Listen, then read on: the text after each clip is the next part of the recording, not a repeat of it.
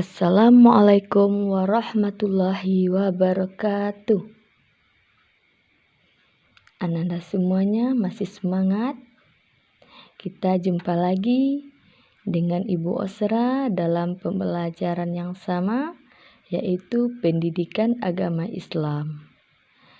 Minggu lalu kita telah belajar tentang membaca surat At-Tin dengan tartil, dengan kaidah, tajwid, dan makhrijul huruf yang baik dan benar.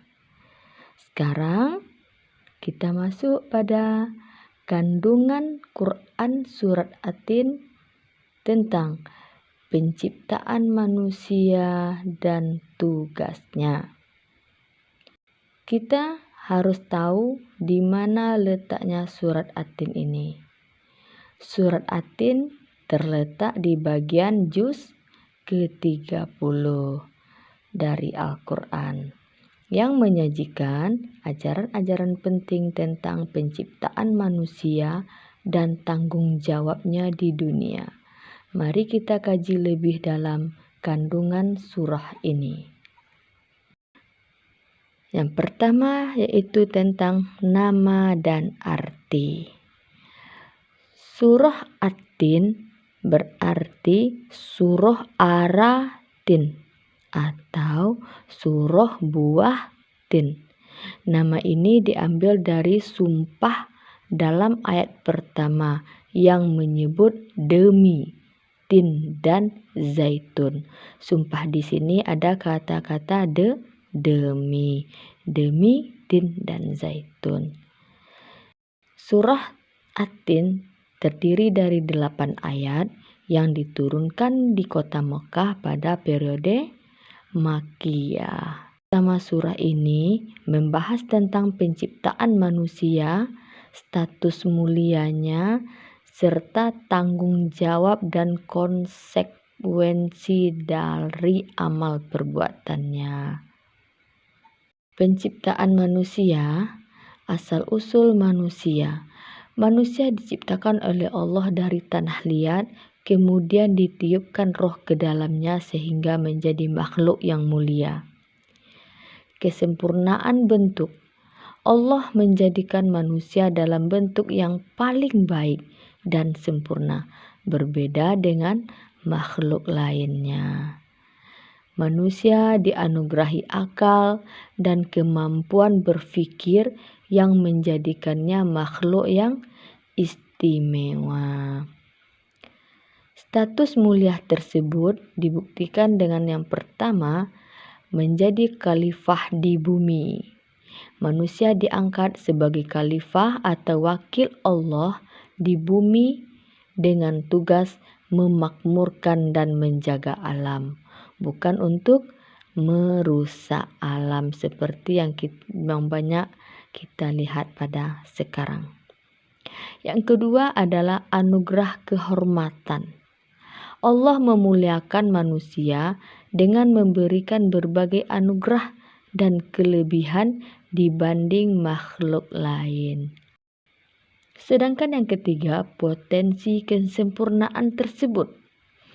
Manusia memiliki potensi untuk mencapai derajat kesempurnaan yang tinggi melalui iman dan amal soleh.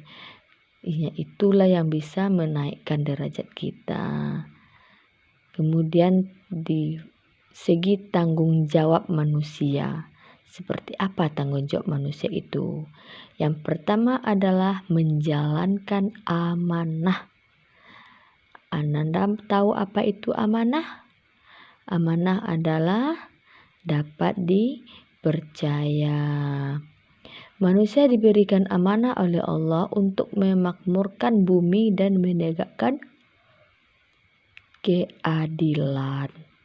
Kemudian menjaga keimanan.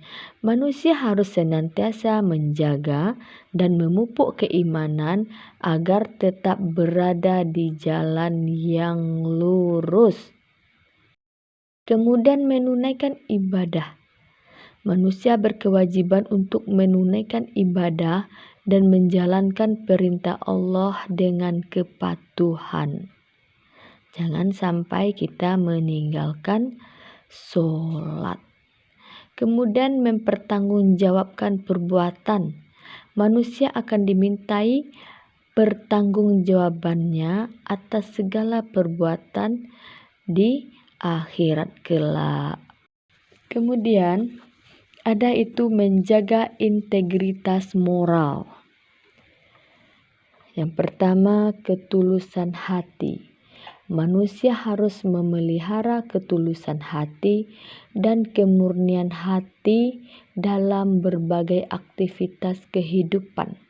Jadi jagalah hati kita dari penyakit hati. Kemudian kebersihan perbuatan. Setiap perilaku dan tindakan manusia harus didasari dengan niat yang ikhlas dan suci, bukan mengharapkan imbalan, bukan mengharapkan pujian, bukan untuk memamerkan, tetapi dengan hati yang ikhlas. Kemudian keseimbangan. Manusia harus mampu menjaga keseimbangan antara kehidupan duniawi dan ukhrawi. Ada lagi peningkatan ilmu. Manusia dituntut untuk senantiasa menambah wawasan dan pengetahuan yang bermanfaat. Kemudian menuju kesempurnaan spiritual. Yang pertama, takwa. Manusia harus meningkatkan ketakwaan